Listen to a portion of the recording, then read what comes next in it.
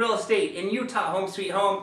And today in this video I wanted to share some quick tips with you guys on the importance of your property description.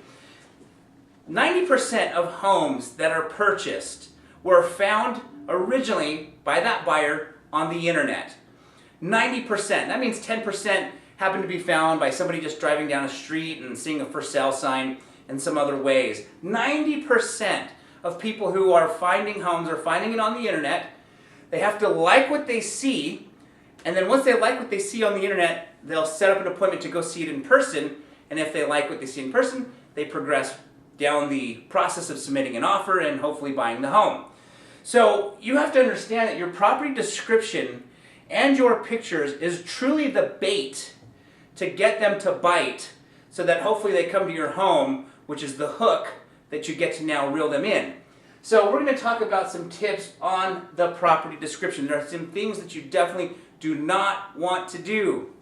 I've seen this on a lot of property descriptions on for sale by owners. Now, I mentioned before in previous videos, I'm a real estate investor as well as a real estate agent, where I buy and I fix and flip homes. And one of the key words that I look for in a description to see if I can find a deal is anybody who's writing motivated seller in their description. That tells you they're motivated, they need to hurry, they're willing to take less. That's usually what that means.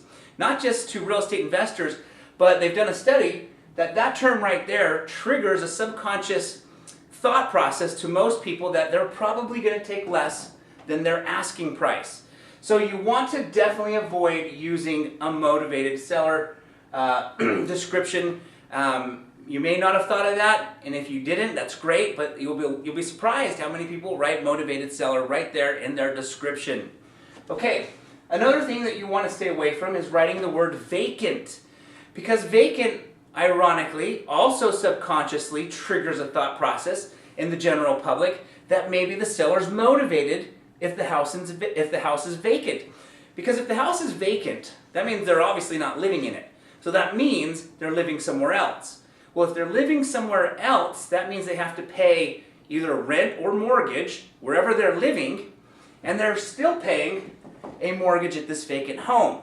So they're paying two payments. And by paying two payments, that usually creates a motivated seller. They want to hurry and get rid of one of their payments. So you want to avoid writing motivated seller, vacant, and the last one, repairs versus updated. They've actually done a study that if you write the word freshly remodeled or beautiful repair or repairs done to the home, it actually creates a negative thought process on the home versus the word updated. Updated actually creates a positive thought process on the house. People feel good about the word updated. They want to see these updates. Repairs means it was broken, typically. So we want to make sure, if you just freshly remodeled your kitchen, don't write freshly remodeled kitchen, freshly updated kitchen, okay? Lastly, you want to tell a story.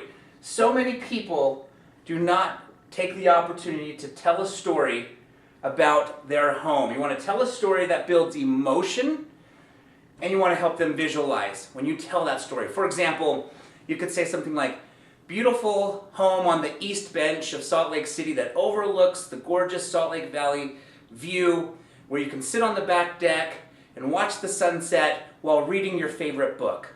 Something like that, right? I'm painting a picture. I'm helping them visualize living in that house, and I'm building the emotion of reading their favorite book on the back deck, overlooking the Salt Lake view on the east bench while the sun is setting, right?